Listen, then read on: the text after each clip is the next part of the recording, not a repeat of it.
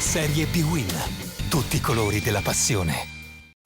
L'ultima chiamata per la salvezza diretta dopo 3 sconfitte consecutive, la Lungo che invece potrebbe essere decisivo per il medesimo obiettivo. Per la 35esima giornata della Serie B-Win al Cino Lillo del Duca va in scena Ascoli-Sassuolo. Obiettivo comune ma stato di forma differente per le due squadre, con Castori che si affida ad un 4-5-1 pronto a tramutarsi in un 4-3-3 con Lupoli e Giorgi in appoggio a Romeo, 4-3-1-2 invece per Gregucci che deve far fronte ai numerosi infortuni. Arbitra il signor Ciampi della sezione di Roma. Al 18esimo la prima emozione con Quadrini che entra in area di rigore fronteggiato dai difensori dell'Ascoli, poi si lascia cadere l'attaccante del Sassuolo, non ravvede la massima punizione Ciampi sulla capovolgimento di fronte, poi Giorgi a calciare alto di destro.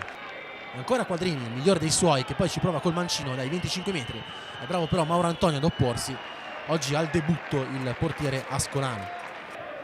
È il 20esimo quando poi sul calcio d'angolo è Romeo a rendersi pericoloso, si oppone Consolini col corpo, poteva essere il vantaggio dell'Ascoli che però non arriva. Al 25esimo invece succede di tutto quando Lupoli vuole andare in porta col pallone, si oppone Pomini, poi Romeo si reimpossessa della palla con veemenza, punta alla difesa e si lascia cadere, per l'arbitro non ci sono dubbi, è calcio di rigore. Poi però il suo assistente di linea aiuterà il direttore di gara a tornare sui suoi passi. Ammonizione per Romeo accusato di simulazione. Dal replay confermata la decisione dell'assistente di linea e infatti poi c'è la stretta di mano tra l'attaccante dell'Ascoli e il direttore di gara. Sul finire di gara è Lupoli che ci prova sul calcio d'angolo con un colpo di testa. L'Ascoli meriterebbe di più nella prima frazione, ma questa è l'ultima emozione. Nella ripresa entra Fekcesin al posto proprio di Lupoli. 4-4-2 quindi per l'Ascoli che si rende subito pericoloso sul calcio d'angolo, Pomini smanaccia. Poi la risposta del Sassuolo è tutta in un'occasione capitata sui piedi di Quadrini. Ecco qui l'attaccante che col destro ci prova, però il tentativo velleitario debole tra le braccia di Mauro Antonio.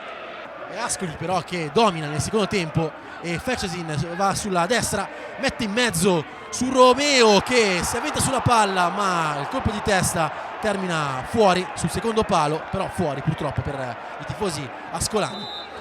Ennesima opportunità poi per i padroni di casa con Pedersoli che calcia però contro la barriera da ottima posizione. Castori non sa a quali istanti appellarsi.